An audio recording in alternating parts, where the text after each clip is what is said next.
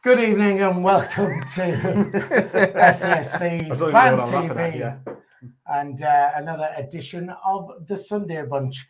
We are here in the studio, all friends together tonight. Friends. With Michael Bowers. Michael, have you had a good day? Yes, I have had a good day. Have you had a good day? I've been very, very, very busy.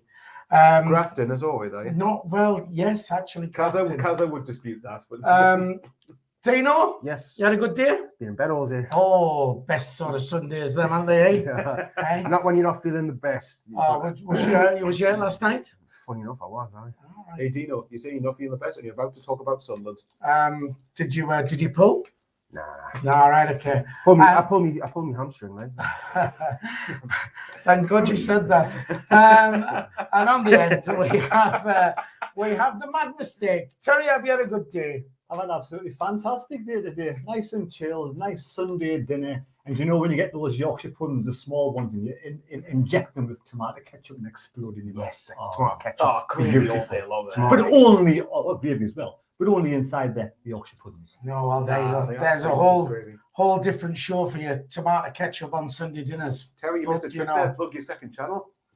I'm okay. It's coming along nicely. Right, just very quickly, we are live, which means that you can join us via the live chat if you wish to do so. Already in there is Dan Humphrey, Sharky HD, the Black Cat Podcast, Carl, and all our friends over there. Hello to you lot. Charlie McKeever is there. Nigel Dunn, friend of the show. Lee, did he or didn't he? Trevor Dudden, Jimmy, John Forbes, Don't Call Me Mick Griffiths, all in there to start with. We are going to kick off the show tonight with the incident, the Lee Johnson incident yesterday. The gesture supposedly to a fan.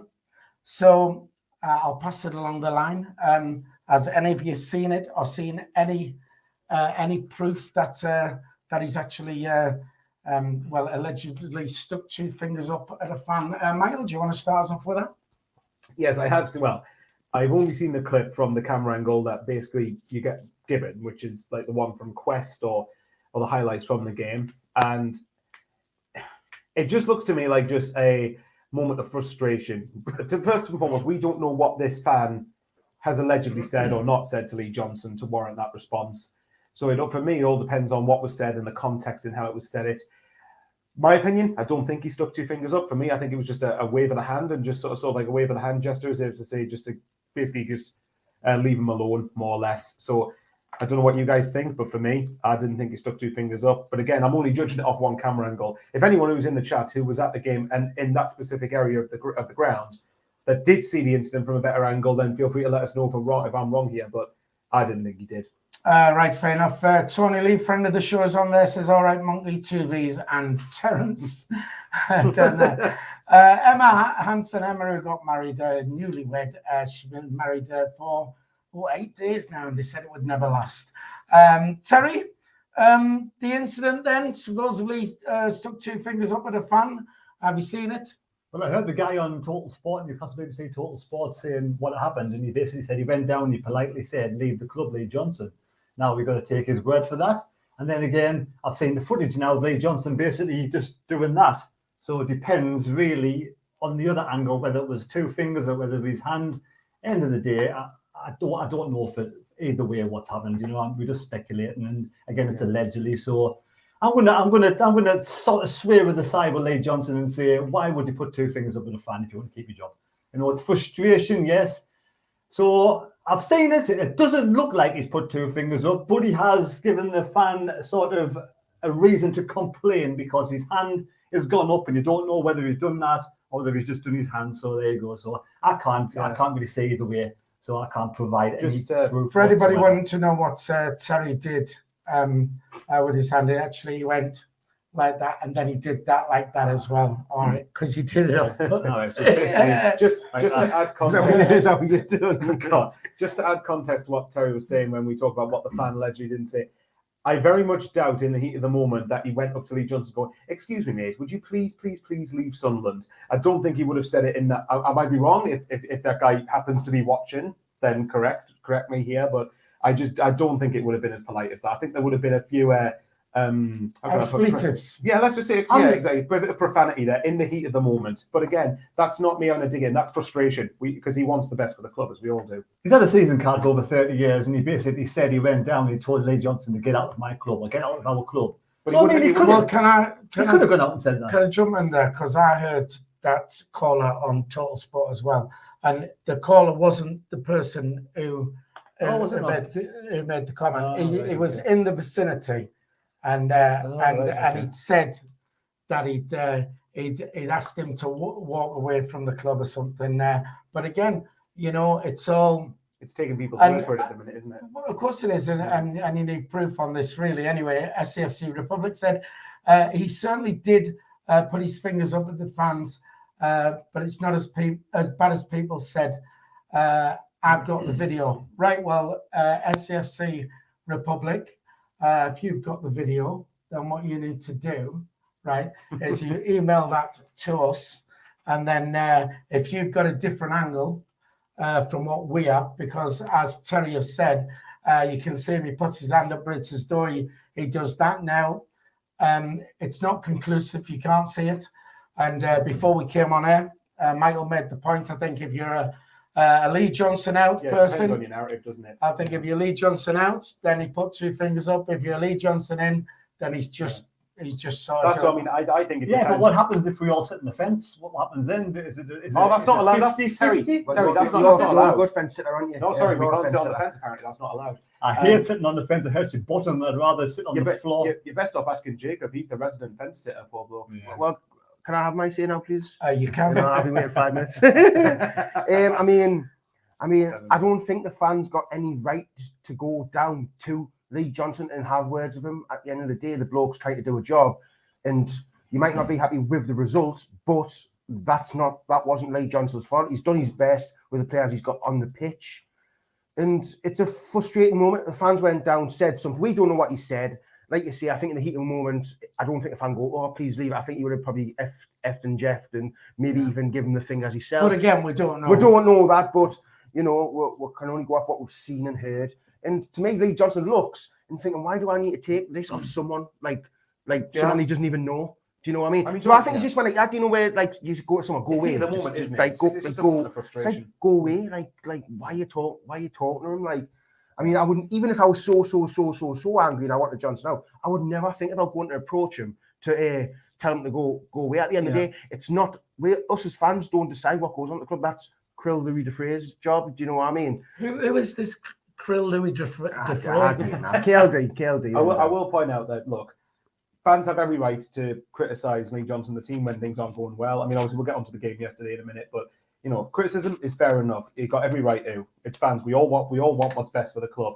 Abuse, however, in any way, shape or form, is not condonable at all. So, And remember as well, Lee Johnson does not want to be sacked from the club. So he's probably just as frustrated as some of the fans in that result. He knows we should have won. We know we should have won. We hit the post crossbar. We know the result 1-1 was probably the worst scenario because we kind of, I think, second half we deserved 3 points. So he's probably at the same point really frustrated. He's over the moon with the second half performance. You know, we dominated the game, but at the same time, he wanted the 3 points. Right, fair enough. Just very quickly, a shout out on the chat to Dean Cook enjoying SFC Fan TV from Lewistown, Idaho, USA, hoping for promotion. So thanks for tuning in over in America. Jimmy said he was giving them a victory sign for promotion. So I like that idea. Right, also then, can there ever be any justification for Lee Johnson responding the way, if he has responded the way people are saying?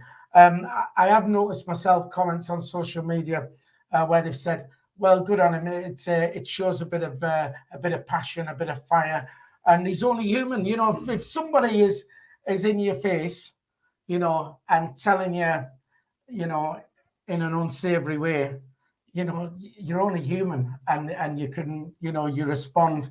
Is there any justification for it, Terry? Oh, you know what it is? It depends. If it was Roy Keane, if Roy Keane went up to the, did that to a player, did that to a fan, after the fan gave him a load of abuse, you can't think that's the kind of thing Roy Keane would do, wouldn't you? Yeah. But you think Lee Johnson, must have been frustrated. For me, no, you shouldn't do that to the fans. You know, it should be more restraint. It should be the bigger person. Even you're the manager of the club. You know, you shouldn't know what's going to be coming. You know, if they get bad games, fans are going to go against you. If you're playing badly and you're dropping down the table, fans are going to be against you. You need to restrain yourself. Simple as that. You know, for me, there's no justification from doing that. So he's in the wrong. If he ever did that, which I've seen the footage, I don't think he did, but if he did do that, if someone did turn around and he did do that, then for me, there's no reason for him to do that, and he's in the wrong for doing that. Right. But on the same score, have we not had fans over the last few weeks saying to us about, he's got no passion, you know, standing with his hands in his pockets and all this? And what's the difference to when Chris Coleman wanted to square up to the fan when the fan was in his face outside the stadium? You know, it's like, how much do you take? You know, just because you're the manager of our club and that, does that mean you have to take, you know, all this abuse of fans getting in your face? What that bloke did to Chris Coleman was bang out of order completely. Bang out of order, you know. And Chris Coleman had probably every right to reply to that. You know, it's kind of different if someone goes down to the front of the club, at the front of the sort of the pitch and say, I want you out in my club. I just try and say, I'm doing my best job. You know, I just turn around, I just ignore. Yeah, they completely ignore. Or you turn around and just say, I'm doing the best I can under the circumstances, and you walk away. Listen, can I just say as well, for all we know, this fan's been doing this every single home game. Well, we don't actually know. That's a fair point. Do you know what I mean? For all we know, I mean, I don't know if Lee Johnson's on social media or whatever. He's one of my friends. That's the reason you have stewards at the club, though. Surely stewards are they're twisting about fans moving around seats, twisting about youngsters going to the front of behind the goal, sitting in front of the goal. But if there's a fan constantly going down, abusing or telling the manager to do this, do that, surely the stewards have a right to tell the fan to sit back in his seat, or he will be ejected from the club. The same as fans who move seats get kicked out. So there's got to be some sort of like rules there. You can't go down and just abuse the manager or keep telling the manager what to do. At the end of the day, the manager's there to do a job. He'll do a better job than I'll ever do. He'll do a better job than most of the fans will ever do. So we have no right to go down and sort of face the manager. You know what he should have done? He should have done an Eric Cantona and just jumped into the crowd and just sidekick them like Cantona See, did. it all sounds a lot worse. If a fan's gone down and said, you know, I think you should leave our club. And, you know, it's all... if he has responded the way people are saying, right, then there's been something said to provoke him. And it's not just been, you know, Lee, I want you out of our club, or why don't you walk away now? It's not that, because you wouldn't respond. Any human being would not respond like that. On the chat, he just very quickly, Don't Call Me Macklem said, if he didn't shove two fingers up, then he should have done. I'm Lee Johnson out, but I'm also no snowflake. Michael, is there ever any justification for a manager sort of retaliating, if you like? Justification, in a professional sense, you could say no. But again, like we said, he's a human being. And again, my opinion on this purely depends on what was said, the manner in which it was said, and the context. Context for me is the massive thing we have to remember here. If that fan went down and shouted verbal abuse at Lee Johnson, called effing blind and all this, that and the other, then is it justifiable? As the manager of the club, you could argue not, but I don't think he's wrong. I don't blame him for doing that. At the end of the day, he's a human being. We've all got that. You've got that tendency in you if someone's shouting and having a go at you. If that fan allegedly went up to Johnson and did say politely, can you leave the club without any abuse or with effing and blinding, which I doubt, because in the heat of the moment, you're not going to be polite, then I think then Lee Johnson was out of order. So again, for me, it entirely depends on the context. If I would say, is he justified? I would say no. But again, it's again, we all do things like that. We're human beings at the end of the day. And I don't know. Again, like I said before, I think it depends. Whatever your view on it is going to some degree, be dictated whether you're Johnson in or out or not. Sorry, Terry. I would like to think that a fan wouldn't go down and use foul language in front of a lot of the kids. So I think he didn't. You'd be amazed. Like, I don't think he would go down and abuse the manager. I mean, not everybody swears. Not everybody. I mean, I know I've got a lot of friends and people in the crowd who don't swear. You swear a lot. I don't swear that much at the match, to be fair. And when you're on here before you come on here. Effing and being and seeing. I never say the C words, but I do actually when I'm in the house. But I don't do it live on. I wouldn't go into the match and start swearing. No, I mean he accidentally do swear sometimes, but I wouldn't want to do it in front of young kids. And there's loads of kids down there. I mean, I seen Lee Burge there with his girlfriend, and kids were getting autographs of Lee Burge. So I don't think he would have went down there and effing and blind to Lee Johnson. He might have went down and said, "Get out of the club," at a high-pitched voice or whatever, you know. But say, I think if he just said that at how pitch, I don't think Lee Johnson would have reacted like that. I mean, Something's just right, saying, Steve's get got out to the club. I mean, you listen. can easily ignore that. We don't know at the end of the day. The bottom line of all this is until we see. So see, Steve Flounders on the chat says, "Hi lads, I think where Lee Johnson let himself down was when he went back and argued with the fan. For me, at that point, he should have just gone down the tunnel." Now, I haven't seen any of this. Now, if something comes out and somebody's got a video, somebody who was in the vicinity got video which has picked up audio and we can see it, and if this has happened and he's been out of line, then I don't think he's got a leg to stand on. Really, I mean, aside him being a human being, where you could say, you know, well, he's been abused and spur of the moment and what have you. You still, when you're in this role as manager, like anybody in a prominent position, you know, you expect you're like a role model to a lot of young fans and stuff like that. And I think he could put himself in a precarious position if he's done that. But until somebody comes up with proof, with solid evidence to what's gone on, I think it's just all speculation anyway, isn't it? Yeah. So have we seen something on there? Casual observer, read that one out. I'm not down to it. Can you do it? I can just tell you right now. Casual observer, the bloke said exactly what he said. He did and was still in his seat. He only went down to the front when Jumbo was walking off the pitch and continued the verbals with the bloke. Right, okay. And I know I was there in the right in front of me, and Jumbo carried on afterwards. People have only seen the first part.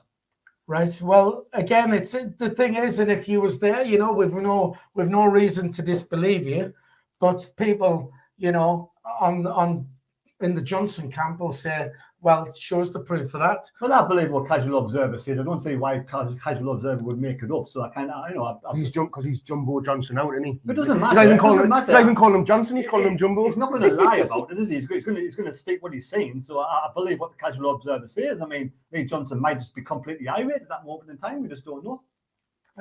Right. Well, again, you know, Depends what side of the fence you're on, I think. Well, stop sitting on it, Michael. Yeah, sorry, forgot that's not allowed. Right, okay. Right, what we'll do, just very quickly, 159 people on the stream at the moment. We've got 42 likes, and we haven't got a clue how many dislikes we've got, because YouTube have taken away our little bit of fun. I'll just dislike. Down there. So we'd like to try and hit 100 if we can on a Thursday. Just hit the thumbs up. It'll take you a second to do that. And of course, if you are watching and you haven't subscribed to the channel, please subscribe. It's free to subscribe if you would do that. Just very quickly as well, we took our new SAFC Fan TV flag to the ground with us yesterday. There it is. What we're asking you to do, this is going to be at home and away games. If you spot it anywhere, then please, is that Terry doing his little bit of dance there? If you spot it anywhere, have a little selfie taken next to the flag, get yourself on there and send it to us, and we'll stick you on the channel. Here's a couple of lads afterwards outside holding it up there for us as well, and someone else there as well. So if you spot the SAFC Fan TV flag at any ground around the country, of course at the Sol, have your little photo taken with it, send it to us, and we'll make sure we stick a picture of that on our channel as well. You know what it is, Phil, right? Yes. I was there and I saw what happened, and I saw the guy just telling Lee Johnson, can you get out the club? And Lee Johnson started giving him a load of abuse back for no reason. I'll be Lee Johnson out, something like that. I don't think if that happened, then that's out of line. Yeah. Out of line completely.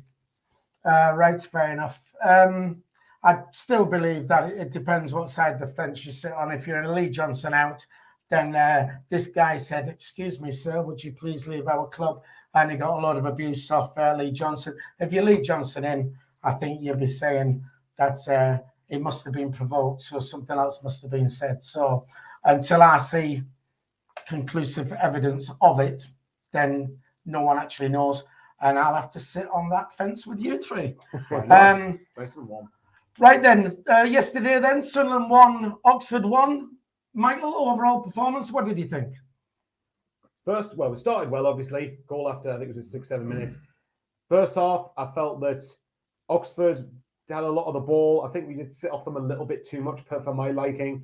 But we have to remember these are a decent side for this division. But that doesn't mean that I want us to be sitting back at home. But the fact is, we're not going to have it all our own way. I mean, I think the first few times we played Oxford have always been 1-1 draws. And, you know, if you look at the games we've had against them at home, you know, of the 4 home games we played against them in League One, oh God, you know, if the 4 times we played them at home, the only time we did beat them, they did have a man sent off for the last half an hour. So I'm not saying that's.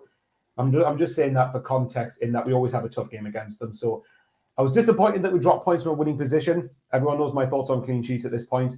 I felt the goal we conceded. Your sheets are never clear. Another Dino. No, Bed's never made. I'm just going to ignore that. The goal we conceded, Lyndon Gooch.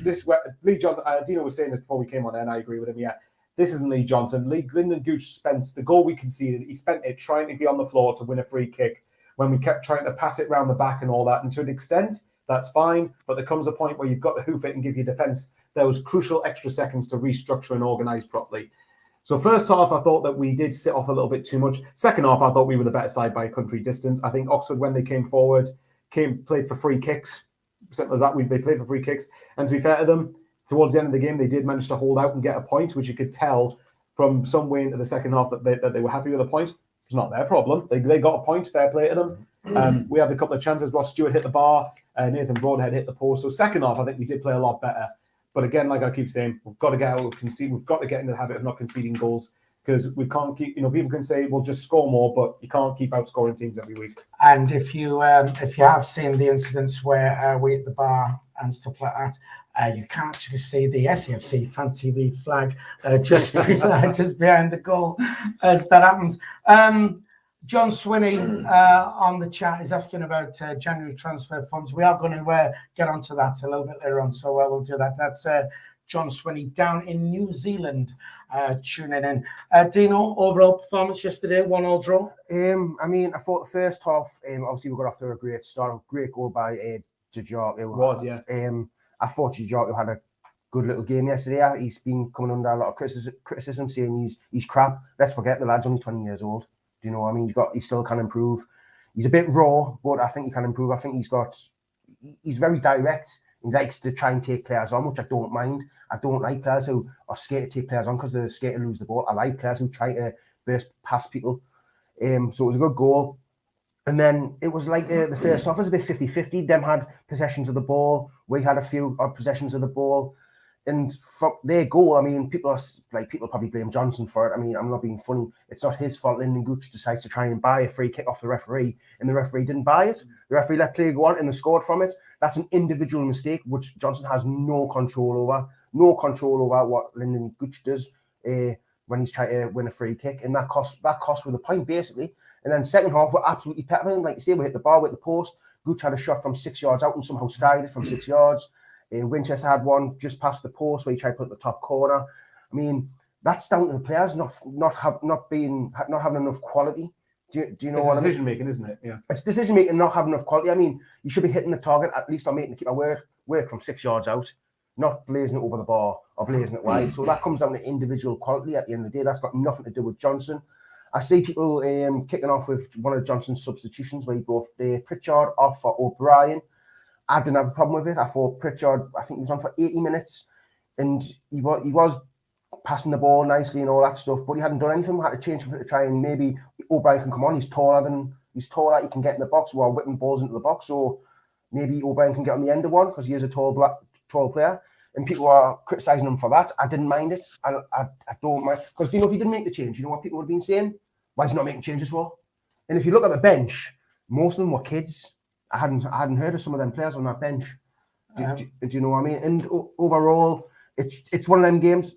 For me, it shows the players are still playing for him because we're absolutely battered Oxford second half. And let's not forget, Oxford are 3 points below us, playoff rivals. So Oxford aren't a bad team. Right, fair enough. Just very quickly, John C says Lee Johnson will unfortunately not be sacked. I don't know why that's unfortunate until the club's ownership split is clarified. is Dreyfus really the majority shareholder? We'll get onto that as well. You know what, Phil? You know what baffles me? We want to sack the manager who's 2 points off top. I've never heard of that ever before. It's like sacking Jose Mourinho when they're in the cup final. Like, you just don't do it. We're in prime position. Yeah, we haven't got the games in hand anymore, but we're going to have to play these teams again. We've beat Wigan already. We've beat some of the teams who are around with. So I just don't get why you want to get rid of a manager to get in someone else who you've got no idea if it's going to work or not, with a bunch of players you might not even want. I mean, it's so Dino, just to clarify, are you Lee Johnson in? I just Well, don't I'll get say it. well, I'm trying to be funny, that's all. We're 3 points off top and we want them to sack the No, I agree. just don't get it. Yeah. 2 points off top and we want to sack the manager. Well, I just don't get it. Well, we'll come on to that as well, no doubt. Tony Lee, friend of the show, says, what's happened to Dan Neil's form? Embo made a huge difference. I agree on Embo. Yeah. Yeah, Tony sits just along from me, and he was saying he was looking forward to today's show. This is actually Tony Lee. He says, can you stop bringing that picture? Sorry about that, Tony. I did say no. I said, Sorry, Tony. That's still funny. I said, why don't you come on the show? And he said, no chance, because he's Tony's a little bit shy. Terry, first of all, how's Lewis Hamilton doing? Ooh, let's have a look. I thought that's what he was on. Sorry, No, mate. no. All right. No, he was showing us that. His odds on to win at the moment in time, but it's very close. So All right, there you go. Well, what did you think then? Well, I was just about to ask Terry. Well, I was thinking Terry was looking at the Formula That's 1. all right. What do you think? 1-1 draw.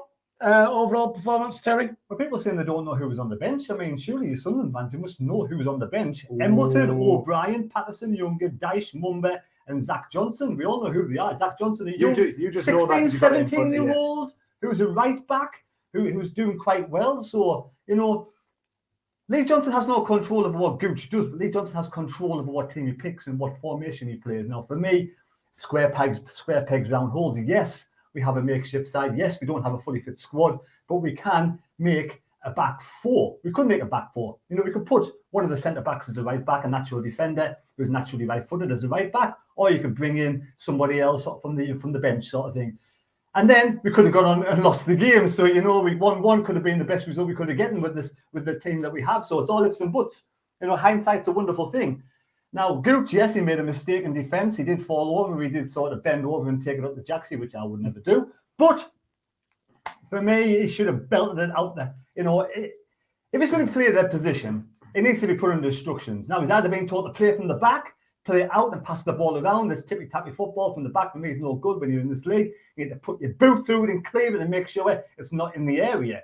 That's where the goal came from. Until we actually keep clean sheets, like Michael always says, we're never going to win a game of football, as simple as. So yesterday's performance, first half, I'm very surprised with the goal. I was absolutely amazed it was Diarra, because I thought he was being absolutely garbage over the last few weeks. So I'm pleased for the lad.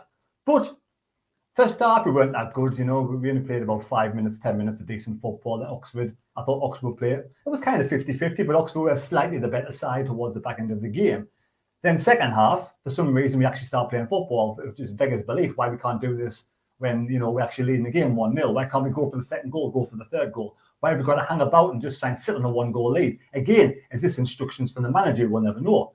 But second half, we missed a couple of chances. It was nice to see hit this crossbar and hit the post. We did create the chances. The chances were there to put in the back of the net. They just weren't good enough to score the goals. A 1-1 draw in hindsight, overall against Oxford, isn't a bad point. I'm disappointed. I thought we deserved all three. I thought Oxford weren't that good, to be honest. I thought they weren't a great team. I thought the results that preceded that game, for me, were a good bunch of results, which made me thought it would be a harder match. And I had me doubts whether we would get a point or actually even win the game. So coming away with the performance that we did, where Oxford didn't play that well, I thought it was actually not a bad performance in the second half.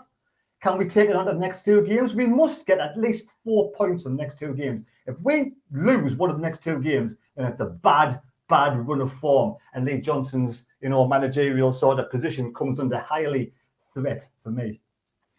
Right, just very quickly, Dean Wood on the chat, obviously referring to Johnson's gesture, or if it was not, he said Brian Clough gave fans a slap, and then he kissed both of them afterwards. Yeah, I do recall that. Also, Don't Call Me Mackham says, Gooch is playing out of position. Bailey Wright was just as much to blame, passing the ball back to him next to the penalty area. Exactly. That's what Lee Johnson's making these Duke players do. He must be instructing them to pass the ball at the back. Now, with Bailey Wright, she just kicked the ball in Rose Ed, simple as. I don't think it is, because most of the time we were putting it down the wings. Yeah, I agree with that, to be fair. Maybe it's just a brain fart from Bailey Wright and Gooch thinking, Possibly. we can play. Like, again, people are like you just said, Johnson might have been doing it, but I don't think Johnson would have. I mean, because most of the time we get the ball and we go straight down the wings. We're not passing it really, especially when we're under pressure in that corner. The thing is, as well, just because we're instructed to try and pass that around the back doesn't mean you don't boot it ever. You've got to know when to. I have no problem. I like passing around from the back, and I like trying to play out from the back. The problem is that you need to know when to do it, and you need to know when to just hit it in a Rose Ed, basically. So yeah, I do agree with that. I don't know whoever it was who said that about Bailey Wright. Don't Call Me Mackham. I agree with that. I think Bailey Wright, to be extra safe, could have easily booted it down Rose Ed, but when he passed it to Gooch, I think there was enough time for Gooch to get the ball right clear. And even if you're out of position, that shouldn't determine whether you're able to boot a ball into Rose Ed or not for me. Now, I think if my Alves was in right back position, now what I've seen of Alves so far, he does just get the ball out of play. Now, I think a proper centre back in that position where Gooch is, we had a right back rather than three centre backs. I think that Alves, for me, would have put it in Rose Ed. He would have cleared it out of play for either a throw in or a corner. That's why we don't play Gooch. That's why I don't like the wing back system. Right, fair enough. Well, on the chat, BBC Luke North's Jeff Brown has said Lee Johnson is punching well above his capabilities of being a manager of such a high profile club, to which Dean Wood replies to him, says, we are in League One, pal. To which I respond to Dean, if the profile of the club doesn't matter, then we shouldn't have to play against teams raising the game against us every week. That's all I'm saying. Right, okay, have we we passed that round on everybody then. What about you though, Philly? What's your I was going to say, you're sitting on the fence? Second half, I thought we started first 10 minutes. I thought, get in, the old Sunderland's back. We're going to, we seem to be passing it about, attacking them. I thought it was great. And then we went off the boil. Second half, I thought we was pretty good. And I think was very unlucky not to win the game. I was quite happy with how we did second half, which moves me on to the second question. Regarding the fact we have lots of injuries, our squad now is down to the bare bones. Oxford are not that bad a side. So was a draw yesterday acceptable, Michael? It was for me going into yesterday's game, I viewed it as I wanted to win the game because we're at home, and some part of me is disappointed because I think Oxford's defence apparently is very stitched together because they've had they've had a big COVID outbreak recently. So I was disappointed that we didn't win the game in that sense. However, a draw keeps Oxford 3 points behind us. It closes the gap to the top. Forget games in hand for a minute. Forget games in hand for who's played what. It keeps the gap to 2 points at the top. We have closed it. And at the same time, we've got another one of these games in hand out of the way and played it. Because think about it. The last couple of times we've had loads of games in hand, we've always tried to arrange them for April or March. We don't need that later on in the season. So for me, and in general, draws against teams like Oxford, who are going to be up there, for me, although you want to win the game, they're not necessarily the problem. I've said in the past, constantly, the results that cost on automatic promotion is when you're dropping points consistently. Occasionally, you will drop points against them, but we've dropped points far too often against teams down near the bottom of the league. So the draws against Fleetwood and Shrewsbury are much more of a problem than yesterday was for me. So yesterday, at the end of the day, no, I think a draw is not the end of the world, providing we build on it in the coming games. Terry, was a draw acceptable with the injuries we've got and the fact that Oxford are actually not that bad a team? To be fair, I thought a draw was acceptable, yes. But after the performance and the way we played the second half, I was disappointed we dropped 2 points. This is the way I feel.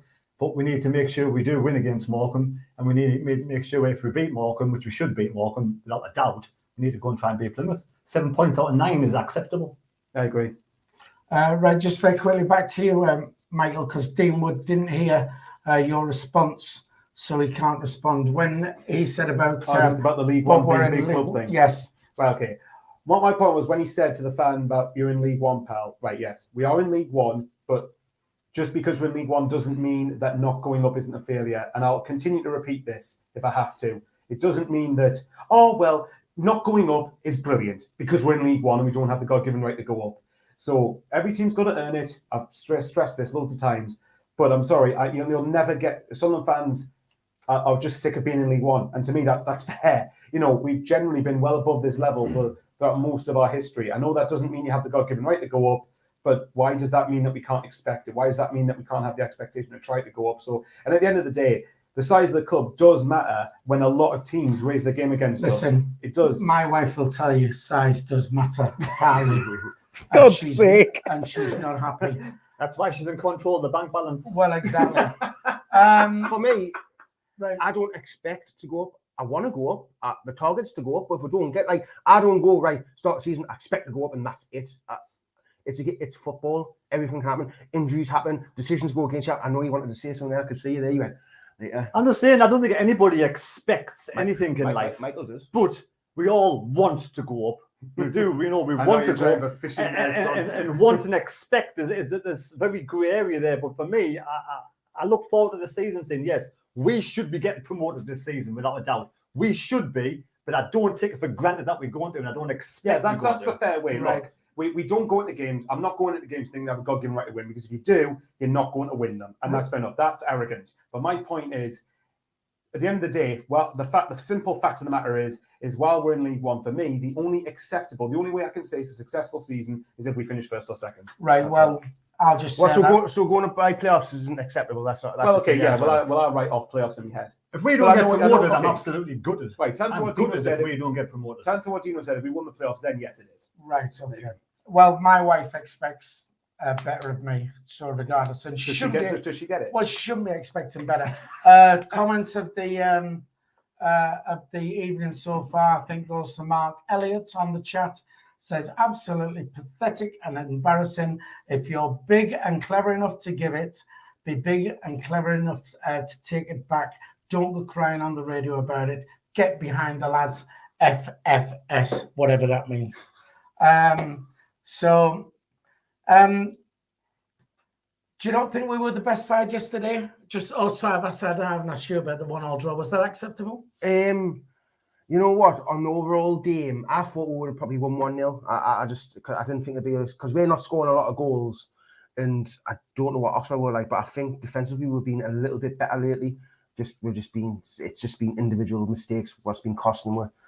And I just thought 1-0 probably. And when we went 1-0 up, and then Gooch just done that stupid thing where he thinks he can buy a free kick for nothing, just fall to the floor and He tries to do too much, unfortunately. Yeah, and like it is disappointing because the game on a whole, we had the better chances. We hit the ball, we hit the post. We're getting shots from inside the box, but we're just putting them wide or over the bar. And it's just like, it is frustrating because really on a whole it should have been 3. But 1, maybe a couple of weeks ago we could have probably lost that game. Maybe. I kind of feel if we had a full strength we squad, Gooch wouldn't even be in the side. There is that as well. Like that's the thing you got to remember, because we have, whether people like it or not, for me, it's not excuses. It's fact. We've got a very, very patched up side at the moment. We've got a lot of injuries now. Whether that's Lee Johnson's fault for pushing these players too hard in training, we don't know that. But the fact is, we've got, 10 players out injured or something? I'm not 100% sure. But it's close to that. Maybe 8. Yeah, so either way, no team is not going to feel the effect of that.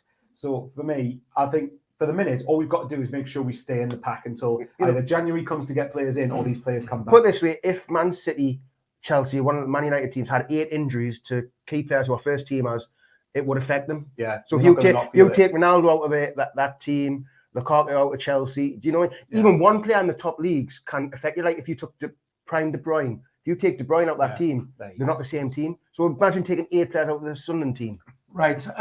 Just very quickly, a couple of things I want to mention on the chat here. Then John T says, Dino, you're too young. Trust me, Dino is not young. All the fans are fed up with League One. And Hogan, and it's nice to see this because Hogan is actually Dino's dad. Says, because Dean tells it how it is. There you go, your dad jumping in to defend you there, Dino. What a top guy. And also on here, Dennis Quaalude says, where can you buy those mugs, Philly? The SAFC Fan TV mugs, I'm which going to buy the one with the man mistake on it. Can't say I'm not for sale. I'm a big mug. Not as big as me, mate. If there's the merch there, the mugs, the t-shirt, and the keyrings.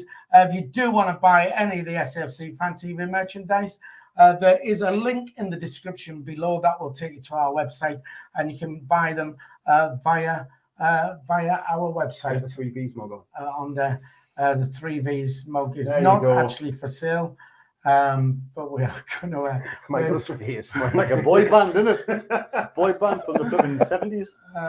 Right. Okay. So for me, just very quickly, then I thought we were the better side yesterday, and I thought we were just unlucky. Dino, do you agree? It's just comes down to quality. We didn't have the quality to put the ball in the back of the net. I just think we was unlucky. Nah. Unlucky is when a penalty decision goes against you. Yesterday was basically a quality issue. We couldn't put the ball in the back of the net. In the bar, in the post. Yeah, that's quality. Yeah, that's but quality. you make your own look. He shot there. He hit the post. He hit the crossbar. He had a little bit down, a little bit to the left. It would have been a goal. So I think it was aiming for the bar though. So that's skill there. Crossbar challenge. No look involved at all. It's just you make your own look in football. Gooch decided to bend over and just fall on the ground. You know, that's no look there. He just did it on purpose. Try to buy a free kick. Just booted in the rose head. You're 1-0 up. Second half, you come out, keep a clean sheet, win the game. Right. Okay then. Well, I won't pass that one round anymore. No, that's Michael. I want to know what Michael thinks. Michael, were we just unlucky yesterday? For me, yeah, we were. For me, luck to an extent. Well, look in terms of I class luck as whether if you play well, you don't get the result you promised is then I class that personally as unlucky. So you must believe in the tooth fairy then, do you? No comment. Maybe. No, Michael's entitled to his opinion. No, I'm just having a laugh. I know he is. I'm just having a laugh. Oh, he's done that. If he just tries to fish it up. Yeah, I know what he's doing. I'm just not taking the bait. But yeah, I mean, look, at the end of the day, you do to a large degree make your own luck. We did create the chances in the second half to win the game, and we did get unlucky. In my own opinion, we got unlucky, and I think that what encouraged me a bit more was the fact in the second half we didn't just be passive and toothless and all that. And as I've said loads of times before, you know, these type of draws against sides around you, you can afford to do that as long as you don't drop points against the sides that you really ought to be beaten if you want to finish in the top two. So the results against, again, I've said it before, the draws against Fleetwood and Shrewsbury for me, I take much more of an issue with, especially in the manner of those games, than I do with yesterday. Right, just very quickly, there's a little conversation going on the chat here with Chloe Gibson to Mick Griffiths on about that we keep getting inexperienced managers. And Mick Griffiths is saying, yes, because we're in League One and we can't attract a big name. There is a lot in that. The fact that we are down in League One, you know, and it is more difficult to attract a big name manager. Dean Cook, FFS equals Dean. We do actually know what it means. We just don't want to so I said on it. What does it mean? I haven't got a clue. Fried fish somewhere, I think. Fried fish supper. Yes, fried fish supper. There you go. Fancy free and single. That was yeah, the 3 V's. I'm not single. Oh, hang on. Have you got together with James on now? Hello. Oh yes, Bruno. But watch that video, by the way. That is hilarious. I'm just pointing it out there. Right. I'll almost do anything for money, but not that. Right. Okay. Moving on. Man of the match, then, just briefly, because we are sort of getting on a bit. What about man of the match, Terry? You didn't hear that to our French listeners. Bonjour. No, man, a very close affair. I'm not quite sure. I'll give it to Carl Winchester. I thought he did okay in midfield, and he was sort of playing better in the second half. So, but there's no really outstanding players. The players played decent as a team, all sevens sort of thing, you know. But that was the second half anyway. Dino. I mean, like you say, there isn't really much any stand-up performers. I mean, I thought Winchester a couple of times yesterday got caught on the ball, especially in the first half. He got caught on the ball a couple of times trying to do too many turns, and they went on the attack with it. I'm going to give it to Dejarku because he scored. He looked quite bright in spells, and he was trying to, like you say, take the game out of scuff neck, try to take a couple of players on, stuff like that. So I'm going to give it to Jota for the simple fact he's come up with a lot of criticism. I'm happy for the bloke that he scored. Right, fair enough.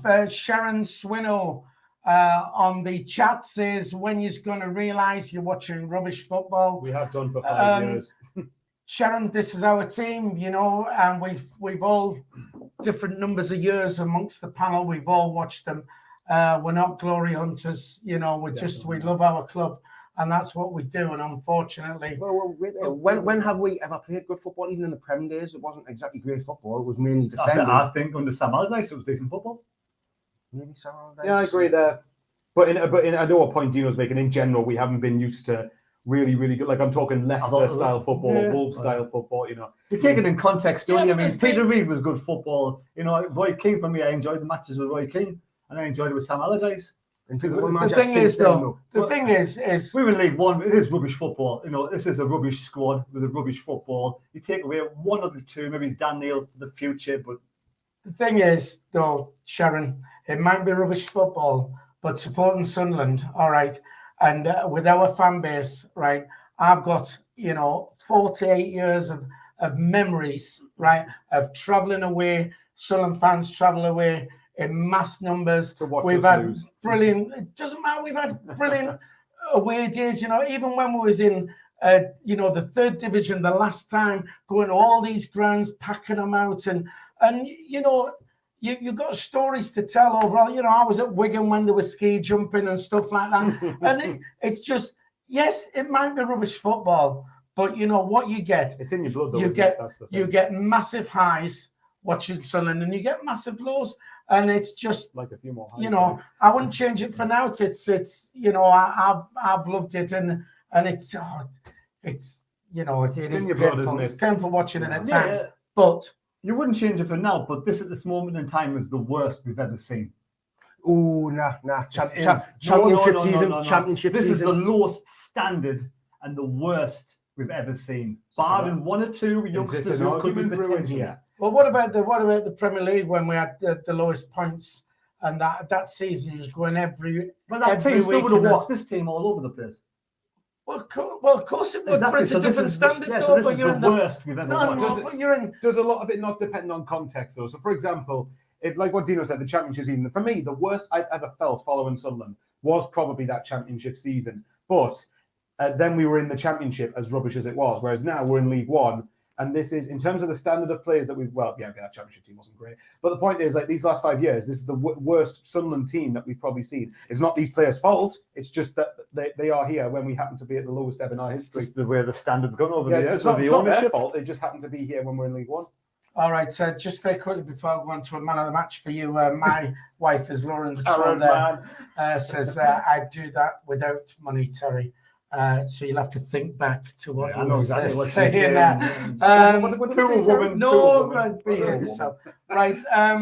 Man of the match. Michael, I forgot your name there. So that's forgettable. But for me, it's Winchester was up there. But for me, I would probably say Alex Pritchard. I think he had a big hand in the goal. Diaku did well to finish the chance off. But Pritchard was the one who got us up the pitch, like a good distance up the pitch. And I think for me, Pritchard's really starting to show the quality that he's got. I think in his most recent games, I think he's really starting to perform to the level that we should be seeing out of him. Hopefully, he keeps that consistent enough. He'll have games where he's not great, but for me, Pritchard, I think was man of the match, and he continues to impress me recently. Right, fair enough. I'm going to. I know it was he only came on as a sub. Embleton absolutely changed the game. I agree. He had a very good game when he came on.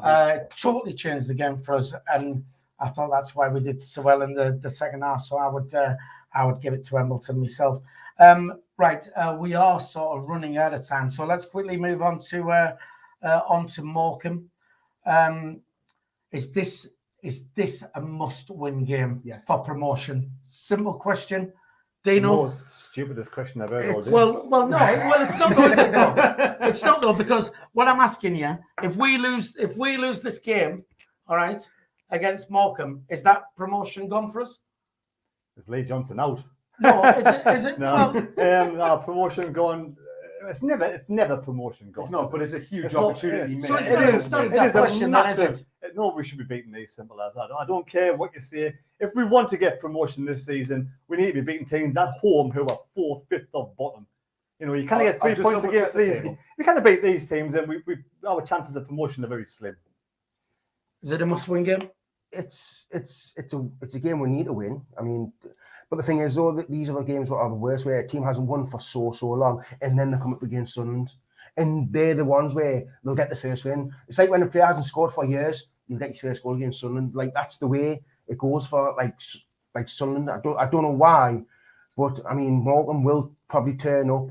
But they'll be up for it. If obviously injuries isn't helping with, but like, don't forget, we haven't got our strongest squad, and our strongest. I mean, this squad now, it's not bad, but it's not like where we would want it to be with all the injuries we've got. But if we lose it, it's not end all, because at the end of the day, Morecambe will beat other teams. It's as simple as that. But we don't want them to beat us for the simple fact that Johnson out brigade will still they'll be on the end. If we don't get 4 points next 2 games, then it's a very, very disappointing 3 home games. And for me, we're probably not going to get promoted unless we have a massive influx of decent players in January. And on the other hand, we could 3 after Plymouth have got 7 points. I think we'll beat Morecambe, simple as. I think we've got too much for them with the squad we have now. Tony Lee says 3-0 victory on Tuesday. Andrew Robbins, Serial Online Shop, we've not heard from for a while, right man of the match. Is it really a must-win game for us to get promotion? Well, obviously promotion is not determined after Tuesday, but I think it is a must-win game. Yeah, I think like I said before, I think that draws against sides around us aren't the problem. The problem is that when you come up in the past couple of seasons, these are the type of games where we drop points.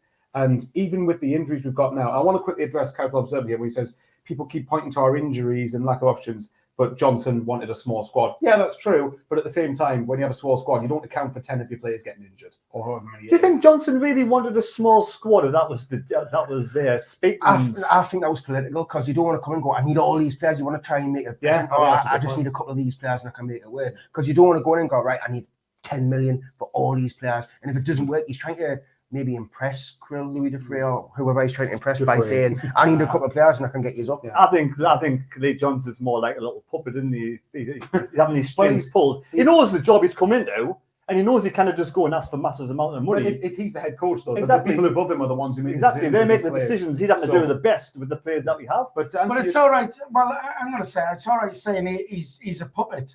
But, you know, in all walks of life, you know, when you're in a job, if you're in a job and you've got the hierarchy above you, you know, is that not you then being a puppet, being told what to do by the people above because you want to keep the job? I'm not saying it's a bad thing. I'm just saying that's what he is. We all know what he is. We all know Speakman and KLD make the final decisions, so they're going to Speakman's come in to probably bring the players in to find the players with whatever scouts they've got. Yeah. And then Lee Johnson is basically Lee Johnson have a little bit of say, but it'll come down to Speakman. He'll have a say in that. I like these players, but ultimately he won't make the call. We watched him and his wife on this morning. What the Speakmans? Do you watch it as well? No. If anything, every single manager is a puppet, because at the end of the day, like, you're not in charge of your own destiny. They're picking people above you are. So in like Pep Guardiola is a puppet for the people upstairs. Yeah, everyone's a puppet. The good managers will come into the club and say, look, if you want me as manager, I want this, I want that, and I want that. If you don't want it, then I'm not coming to the club. That's at the Prem level. That's at the top level. Exactly. You just mentioned the Premier League. At the end of the day, a lot of it is down to structure. In League One, everyone's a puppet. To answer your question, though, as far as Tuesday is concerned, I mean, I'll quickly test what Dean Wood said. It'd be wise not to write Morecambe off. Yeah, right. Don't get me wrong. Do you know? Right, never mind. Yeah, I get it. Okay, never mind. I love Morecambe and Wise's class. I know that was a class. Is that what it was? I didn't even understand it. I didn't get it until Phil just looked at us like that. But anyway, the point is, regardless, for Tuesday, for us, it is a must-win game. If we don't get 3 points, it's a massive, massive opportunity missed. Every time we come up against someone that is going to be in the bottom half of the league or whatever, whether it's at home or away, but especially at home, for me, it's got to be 3 points. Simple as that. Right, okay. I will say they'll come up. It will be their cup final, but like Jack Shields says a lot on this channel, we've got to expect that. And you know, we should have had that for 4 years. You know, every team are coming up, and it is their cup final, and we've got to, we've got to expect that with every game. Right, I'll get a prediction off you quick because there's something else I want to move on to. And I mean, should we not also be recalling our players out on loan with the squad being... We might not be able to. As it is. You can have contracts where they say you can't recall the player on Right. loan. Okay, just very quickly, Tuesday night, Terry. 4-0 comfortable home victory. Oh, my There'll word. be no sunshine down at Morecambe, I'm afraid. But I have that, you know, if a team's called Morecambe, I used to love Eric Morecambe, so I have a little bit of a soft spot for them, you know, just for the name Morecambe. That's wise of you. Well, when we went down to Morecambe for the game, when we played down there, I had me photograph taken with the statue. Prediction? 2-1 Sunderland. 2-1. Michael? Mr. Clean Sheet won't go for a clean sheet, but I still say we'll win. 3-1 Sunderland. 3-1. Surprise, Have I surprise. missed it? Oh, No. you didn't adjust your scoreline because I No, I'm said going to 3-1. go 3-1 as well.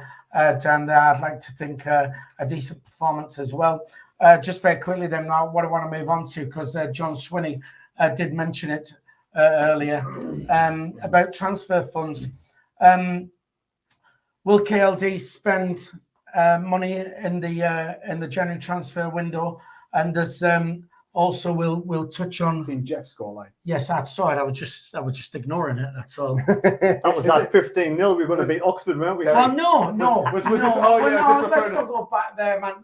All I was trying to say was it was possible, and all I wanted Terry to say was yes, it is possible to go top, but he wouldn't. He was saying no, we cannot, and that was all. So there we go. I said we wouldn't win 15. Well, I we don't didn't even need win to comment on that because we all know what happened. Well, what happened? but 1-1. but if we win on Tuesday, we could go top. I was going to say, don't you dare say if we win 15-0. No, if we win, and Rotherham don't, then we go top. You do realise as Wigan, Plymouth, You and do Wycombe realise still- that they is it- play on Wednesday. Come on, I No, do you almost yeah, stop, well, man. after Used to Wednesday be, evening then. used to be. Oh, let's not go The there. other Right. thing is, well, So, Who did Rotherham play anyway on Tuesday, Phil? I'll have a look. yes, shh, don't. It doesn't matter. Matters to me. No, it doesn't matter. Right. Okay. I'm moving along swiftly. I'm showing him. I'm not telling, man. How? Oh, that's why it doesn't matter. Yeah. It's 3 There points you to go. Rotherham. Right. Okay. Right. So, is he going to spend money? And then there's all this going around on social media about this, the percentage of what he owns of the club, and people saying he's not really the major shareholder and what have you. So, thoughts on this? Haven't you just done a vlog on spending money, Terry? Yeah, I mean, let's face it, he must be the major shareholder, simple as. He's got to be the major shareholder. He's in the crowd every week. He says he owns the majority of shares. He has the final say. Now, there's rumours going around, and I don't know where it's come from, and I've asked people to leave sort of any information in my video I put online saying that we're not going to spend. We've got to sell to spend. If that's the case, that is absolutely ridiculous. Where have you heard that? Are we going to sell? 3 or 4 different chats with different people have mentioned it. I don't know. I've forgotten who it is now, but it's come out 3 or 4 times. Now, I cannot believe that. I cannot believe that. Surely that's not true. We've got to have money. If you want to be ambitious, I'm sure with KLD, he's a young lad, wants to be ambitious, wants to get his 5-year plan or whatever this is.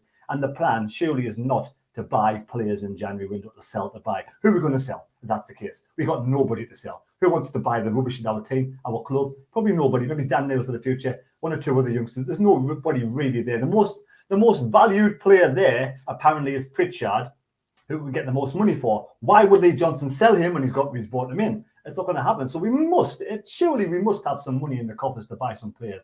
Well, It's inconceivable to think that we're not going to spend anything. but isn't who's to say? Just sorry, Dean, I'll let you in there. Who's to say that we haven't got a boatload of money, like his mum's given him his pocket money, and we've got loads. Yet, who's to say that our new model is to actually bring the youth through, and that's the way this new.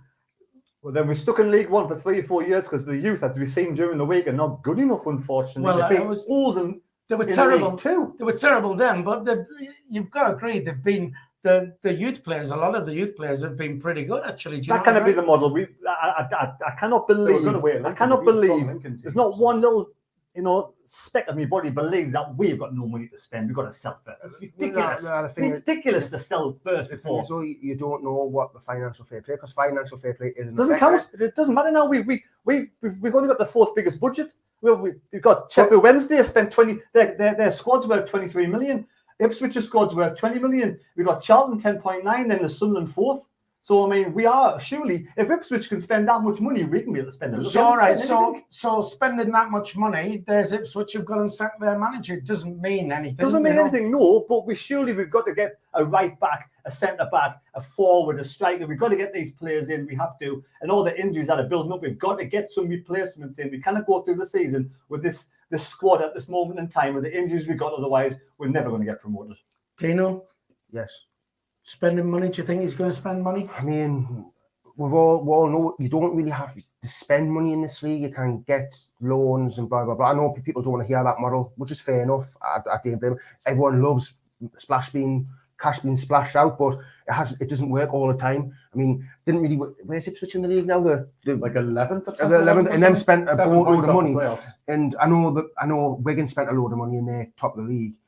But like you say, you've got to get smart. You've got to buy smart. So you need to rectify talent. Like, do you want to be bringing players in who are like past the peak or going off? But if Speakman's as good as he says he is, good as his record, as good as what people believe he is, Speakman will have people already lined up. It don't have to be over has-beens. That's the thing. It could be younger players who are good potential. It could be players who are like in the early 20s who could be good as well. Right. Well, just quickly then, do you not think our squad is good enough? Because at the start of the season, we've got the same players we had then, and that team looked, and we were even saying on here, the difference for us, the fact we'll go up this season is because our squad is the best it's looked for a long time, and we said that.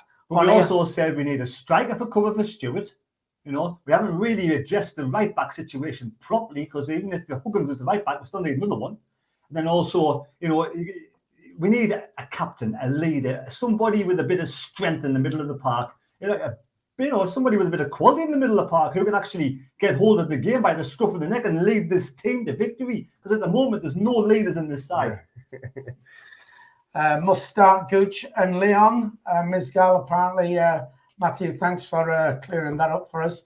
Sorry, Dino, I interrupted Dino. No, don't worry about it. It's fine. Michael, spending money in January, is that essential? For this league, spending money is probably spending 750,000 on a player. Yes, you want to be able to have the power to spend money. I do believe we do have the power to spend money if we really want to spend it, but we've got to also, part of this model is that we're going to have to be sustainable as a club. We can't keep expecting people to constantly splash money, because remember, that's pretty much what happened with Ellis Short. We spent loads of money across the years, and whether you think it or not, there's an argument that nearly led us to going into administration right before we sold the club. Yeah. So we can't. So you've got to balance it between being ambitious to an extent, but not going so.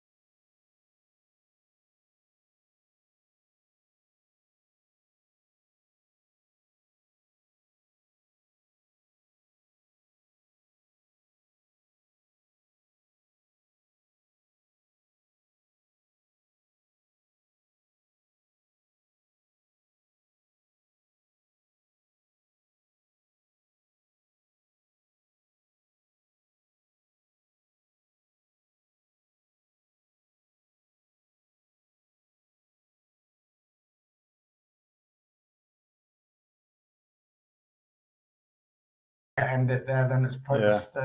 Oh, here we go. Hello. Oh, there you go. Whoa. Hey, we're back. Yeah, we're back. Do apologise for that. Haven't got a clue what happened. We've been on to. You know what it is? It's my internet.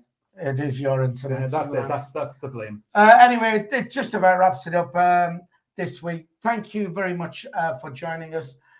We will all be at the match on Tuesday. Don't forget, once again, watch out for the flag. There's the flag. If you see it around the ground, make sure you have a little selfie taken with it next to it, and we'll stick your picture.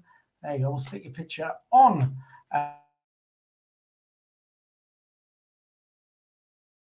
Get rid of that. Come on, get up.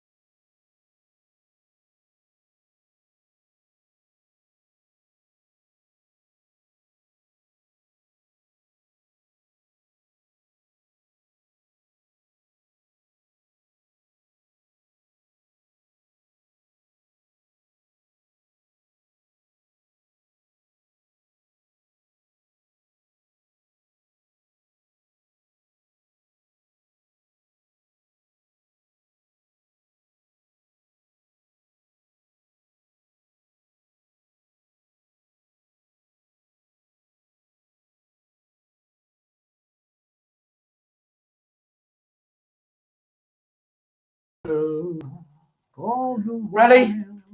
Don't forget to like and subscribe. If we get 7 more people hitting the thumbs up, we'll get 100. We're going to go before the internet goes off again. See you. Bye-bye.